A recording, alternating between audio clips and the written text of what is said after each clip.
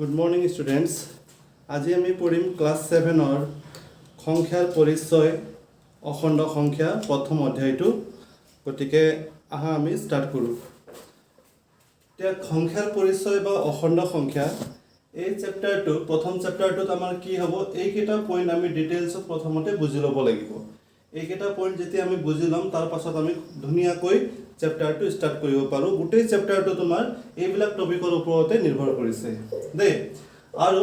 এইবিলাক কথা তোমাৰ অকল ক্লাছ 7তে নহয় পিছত গৈ পেলাই ক্লাছ 8 ক্লাছ 9 এইবিলাকতো তোমাৰ সকলোতে ব্যৱহাৰ হ'ব গতিকে সেই ধাৰণাটো তোমালোকে এতিয়াই ক্লিয়াৰ কৰি লোৱা তেতিয়া তোমালোকৰ ভৱিষ্যতৰ কাৰণে খুবেই ভাল হ'ব গতিকে আহা আমি আৰম্ভ কৰোঁ এটা সংখ্যা ৰেখা প্ৰথমতে সংখ্যা ৰেখাটো কি সংখ্যা ৰেখা তোমালোকে পাই আহিছা ক্লাছ 6তো যে এনেকুৱা এটা দুইফালে অসীমলৈ আগবাঢ়ি যোৱা এডাল ৰেখা হয়নে অসীমলৈ আগবাঢ়ি গৈছে সোঁফালে বাওঁফালে দুইফালে বাঢ়ি গৈছে আৰু ইয়াৰে যিকোনো এটা বিন্দুত আমি শূন্য ধৰি লওঁ হয়নে শূন্য ধৰি লওঁ আৰু শূন্যৰ সোঁফালে সমান সমান দূৰত্বত আমি 1 2 3 4 এনেকৈ লওঁ যেনিবা এইটো ধৰা 1 এইটো 2 এইটো 3 এইটো 4 এইটো 5 এনেকৈ 6 7 8 9 10 11 12 গৈ থাকিব আৰু শূন্যৰ বাওঁফালে কি থাকিব -1 -2 -3 -4 -5 -6 -7 -7 -8 -9 এনেকৈ আহি থাকিব বুজি পাইছানে সো এইটোকে আমি কি বুলি কওঁ সংখ্যা ৰেখা বুলি কওঁ এইটোৱে হৈছে আমাৰ সংখ্যা ৰেখা বুজি পালা নাই এটা ইয়াত কি চোৱা সংখ্যা ৰেখা শূন্যৰ সোঁফালে থকা যিবিলাক সংখ্যা আছে সেইবিলাকক আমি ধনাত্মক সংখ্যা বুলি কওঁ বুজি পাইছানে এইবিলাকক আমি কি বুলি কওঁ এইবিলাক হৈছে আমাৰ ধনাত্মক সংখ্যা দেই মানে সংখ্যা ৰেখাৰ পিছৰ যিটো টপিক আছে ধনাত্মক সংখ্যা আৰু ঋণাত্মক সংখ্যা এইটো কি বস্তু মই এইটো সামৰি লৈছোঁ ইয়াতে যে শূন্যৰ সোঁফালে থকা যিবিলাক সংখ্যা আছে এইবিলাক হৈছে ধনাত্মক সংখ্যা ঠিক আছে ধনাত্মক সংখ্যা তে ধনাত্মক বুলি কওঁতে প্লাছ ইয়াত সকলোৰে আগত প্লাছ আছে আমি প্লাছটো নিলিখোঁ দেই কেতিয়াবা তোমাৰ প্লাছটো বুলি দিয়া থাকিব পাৰে বা একো চিন নিদিয়াকৈ কেৱল যদি 2 লিখা থাকে তেতিয়াও আমি সেইটো প্লাছটো বুলি ধৰিম সেই কথাটো তোমালোকে মনত ৰাখিবা গতিকে +1 +2 +3 +4 +5 +6 ইফালে সোঁফালে থকা আটাইবিলাকে প্লাছত যাব আৰু এইবিলাকক আমি ধনাত্মক সংখ্যা বুলি কওঁ আৰু শূন্যৰ বাওঁফালে থকা যিবিলাক সংখ্যা আছে য'ত আমি নেগেটিভ চিন দিছোঁ -1 -2 বুজি পাইছানে এই ঋণাত্মক চিনবিলাক দেখিছা এইবিলাকক ঋণাত্মক সংখ্যা বুলি কোৱা হয় ঋণাত্মক সংখ্যা এইবিলাক হৈছে আমাৰ ঋণাত্মক সংখ্যা আৰু ঋণাত্মক সংখ্যা ধনাত্মক সংখ্যা তোমালোকে বুজি পালা ঋণাত্মক সংখ্যা বুজি পালা এতিয়া আহোঁ আমি অখণ্ড সংখ্যাৰ যোগ আৰু বিয়োগ অখণ্ড সংখ্যাৰ যোগ আৰু বিয়োগ বুলি কওঁতে অখণ্ড সংখ্যাবিলাক কোনবিলাক সেইটো আগতে চোৱা অখণ্ড সংখ্যা হৈছে এইবিলাক সংখ্যা ৰেখাত উপস্থাপন কৰিব পৰা যিমান সংখ্যা আছে হয়নে গোটেই সংখ্যা যিমান আছে সেইবিলাক হৈছে আমাৰ কি অখণ্ড সংখ্যা চোৱা 0 +1 +2 +3 +4 -1 -2 ইয়াতে দেখা পাইছা তোমালোকে এইটোতো এনেকৈ গৈ থাকিব 6 7 8 এনেকৈ বাওঁফালেও -7 -8 -9 এনেকৈ আহি থাকিব এই গোটেইবিলাক সংখ্যাই হৈছে তোমাৰ কি অখণ্ড সংখ্যা বুজি পাইছানে মানে ধনাত্মক ঋণাত্মক দুইটা সংখ্যাৰ সমষ্টিয়ে হৈছে আমাৰ অখণ্ড সংখ্যা এতিয়া আমি অখণ্ড সংখ্যাৰ যোগ আৰু বিয়োগৰ বিষয়ে পঢ়োঁ অখণ্ড সংখ্যাৰ যোগ আৰু বিয়োগ এইটো তোমালোকে খুব ভালকৈ চাবা দেই মানে এই বস্তুটো বহুত তোমালোকে এতিয়া যদি কনচেপ্টটো ক্লিয়াৰ নকৰা পিছত গৈ পেলাই হায়াৰ ক্লাছতো তোমালোকৰ সেইটো অসুবিধা দিব তোমালোকক বুজি পাইছানে গতিকে এইটো ইয়াতেই ক্লিয়াৰ কৰি ল'বা তোমালোকে মই ধুনীয়াকৈ বুজাই দিম বুজিবলৈ চেষ্টা কৰিবা চবেই এতিয়া অখণ্ড সংখ্যাৰ যোগ আৰু বিয়োগ দেই অখণ্ড সংখ্যাৰ যোগ আৰু বিয়োগ কৰিবলৈ যাওঁতে ইয়াত মই কেইটামান টিপছ দিছোঁ সেই টিপছটো তোমালোকে চাই ল'বা চোৱা এইটো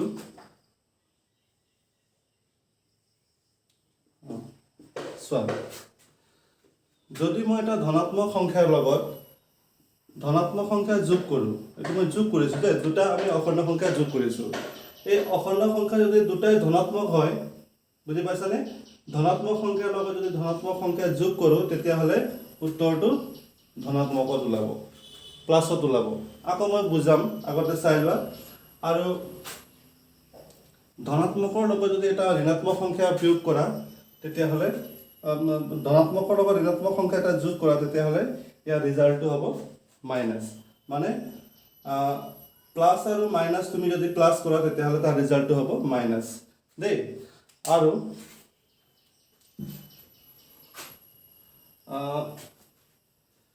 আচ্ছা এই দুটা প্ৰথমতে মই বুজাই দিছোঁ এই দুটা বুজিলা প্ৰথমতে এইটো প্লাছ প্লাছ প্লাছ মানে কি বুজাইছে এটা ধৰা মই এটা সংখ্যা ল'লোঁ প্লাছ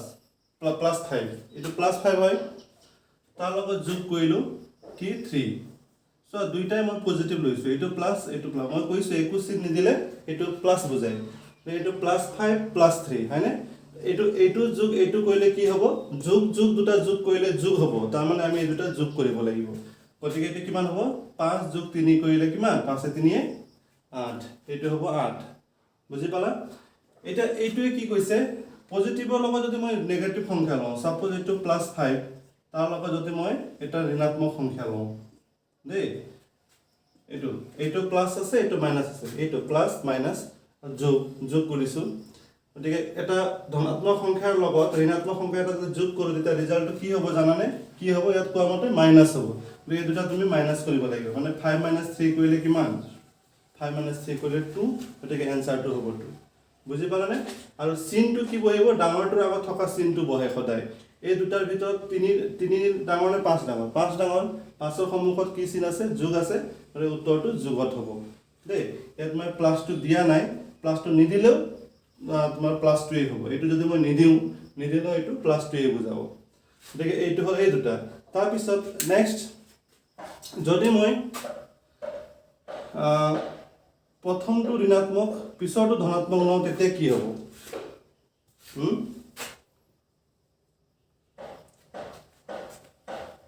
এতিয়া চোৱা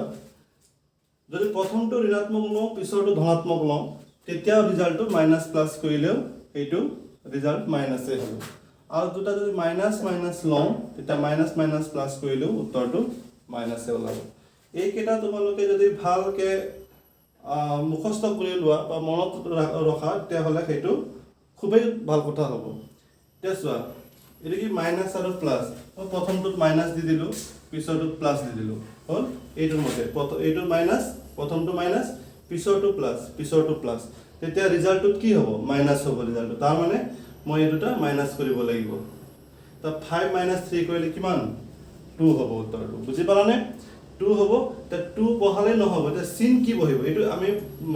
মাইনাছ প্লাছ যেনিবা মাইনাছ কৰিলোঁ মাইনাছ হৈ গ'ল চিন কোনটো বহিব ডাঙৰটোৰ সন্মুখত যি চিন আছে সেইটো চিনে বহিব তা এই দুটাৰ ভিতৰত ডাঙৰ কোনটো এইটো ডাঙৰ ইয়াৰ আগত কি চিন আছে মাইনাছ আছে এই মাইনাছ বহাই দিয়া সো এইটো -2 হ'ব এতিয়া মাইনাছে কি বুজাইছে ধৰা এইটো মই -5 ললো এইটো -3 ললো এইটো নেগেটিভ সংখ্যা প্ৰথমটো নেগেটিভ পিছৰটো নেগেটিভ এইটো নেগেটিভ তেতিয়া কি হ'ব তেতিয়া ইয়াত কৈছে যে নেগেটিভ যদি প্লাছ হয় তেতিয়াহ'লে উত্তৰটো কি হ'ব মাইনাছত ওলাব তাৰ মানে এই দুটা আমি কি কৰিব লাগিব সৰি মাইনাছ প্লাছ হ'ব এইটো মাইনাছ আৰু মাইনাছ কৰিলে প্লাছ হ'ব তো এইটো মাইনাছ কি হ'ল প্লাছ হ'ব তেতিয়াহ'লে 5 + 3 কিমান 8 বুজি পালা নাই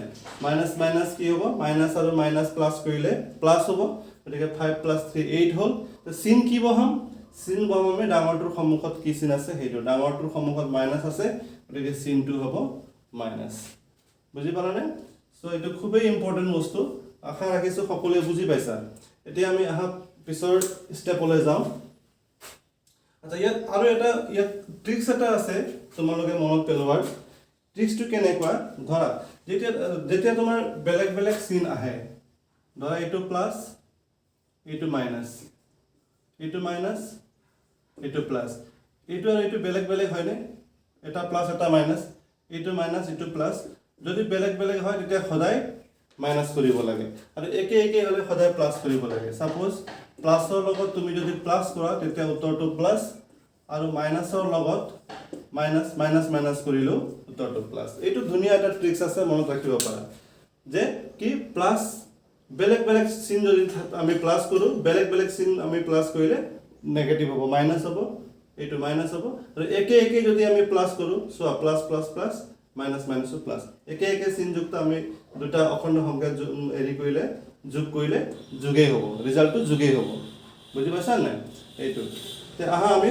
পইণ্ট 4 ৰ ওপৰত আমি অকণমান চৰ্চা কৰোঁ ইয়াত কি কৈছে অখণ্ড সংখ্যাৰ যোগ আৰু বিয়োগৰ আবদ্ধ বিধি এইটো কি এতিয়া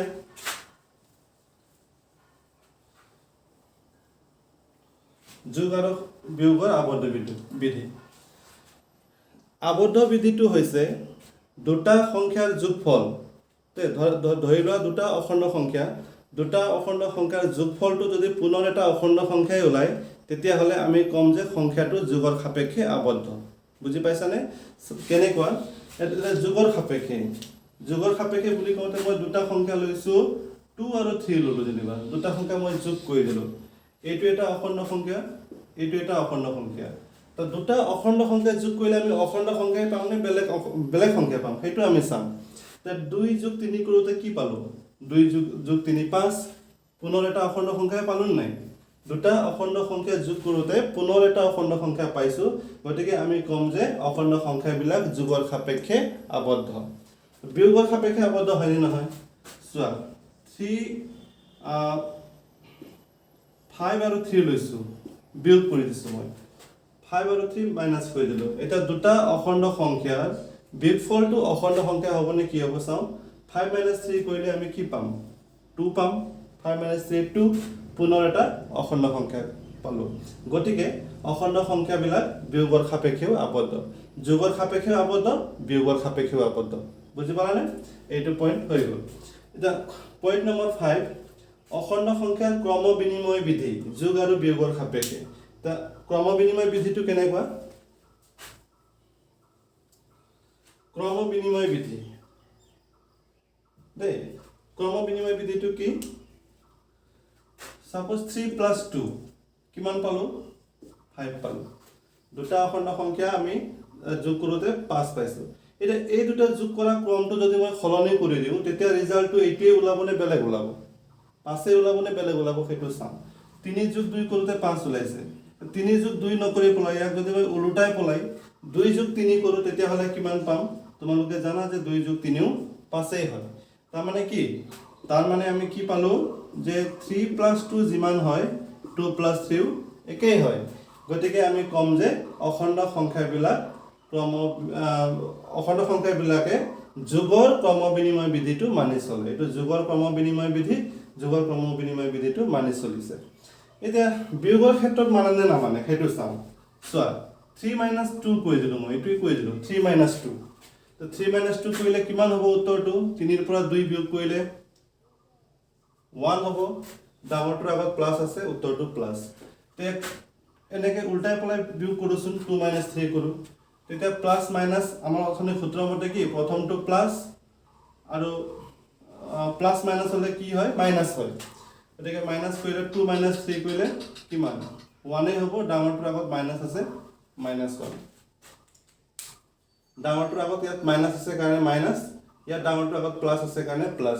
3 - 2 কৰোঁতে +1 ওলাল কিন্তু 2 - 3 কৰোঁতে -1 ওলাল তে আমি জানো যে +1 আৰু -1 এই দুটা সম্পূৰ্ণ বেলেগ বেলেগ সংখ্যা তাৰমানে কি 3 - 2 আৰু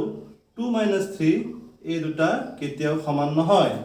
দেই 3 - 2 আৰু 2 - 3 কেতিয়াও সমান নহয় ইয়াৰ অৰ্থ হৈছে যে অখণ্ড সংখ্যাবিলাকে বিয়োগৰ সাপেক্ষে ক্ৰম বিনিময় বিধি মানি নচলে এইটোৱেই এতিয়া আহোঁ আমি নেক্সট 6 নম্বৰ সহযোগ বিধি যে অখণ্ড সংখ্যাৰ সহযোগ বিধি তে সহযোগ বিধিটো কেনেকুৱা সহযোগ বিধিও ঠিক ক্ৰম বিনিময় বিধিৰ নিচিনাই ডিফাৰেন্সটো ক'ত ডিফাৰেন্সটো হৈছে আমি ক্ৰম বিনিময় বিধিত দুটা অখণ্ড সংখ্যা লৈছিলোঁ ইয়াত আমি তিনিটা অখণ্ড সংখ্যা লৈ পেলাই ক্ৰমটো চেঞ্জ কৰি পেলাই চাম একেই ওলাই নে বেলেগ বেলেগ ওলাই যেনে ধৰা 3 + 2 + 1 এইটো কৰোঁ মই এইটো কৰোঁতে কিমান পাম চাবা এইটো মই যোগ কৰিছোঁ তে ব্ৰেকেট মই ইয়াত দিলোঁ 2 + 1 কৰিলোঁ 3 এটা 3 + 3 6 এটা এটা কাম কৰোঁ মই এই দুটা নকৰি পেলাই প্ৰথমতে ব্ৰেকেটটো মই ইয়াত দিওঁ দি পেলাই চাওঁ কি ওলাই উত্তৰটো 3 + 2 কিমান 3 + 2 3 × 2 = 5 যোগ ইফালে কিমান আছে 1 5 যোগ 1 কিমান 6 এইটো আৰু এইটো একেই ওলাই গ'ল হয়নে তাৰমানে কি 3 + 2 + 1 যিমান হয় 3 আৰু 2 যোগ কৰি পেলাই শেষত 1 যোগ কৰিলেও উত্তৰটো একেই ওলায় বুজি পাইছেনে এই ক্ৰমটো মই চেঞ্জ কৰি দিছোঁ মানে কি প্ৰথমতে পিছৰ দুটা যোগ কৰিছিলোঁ আৰু